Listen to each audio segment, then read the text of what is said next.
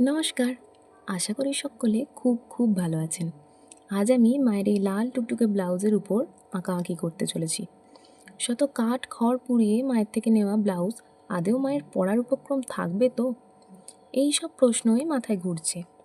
যদিও ব্লাউজের উপর আঁকাআঁকি এখন একটা খুব কমন ব্যাপার, তবুও প্রথমবারের মতো ট্রাই করছি, তাই কনফিডেন্স লেভেলটা একটু কম।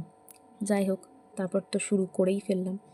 উত্তেজনায় প্রথমের ভিডিও ক্লিপগুলোই নেওয়া হয়নি, যদিও শেষে আমি সম্পূর্ণটাই দেখিয়েছি।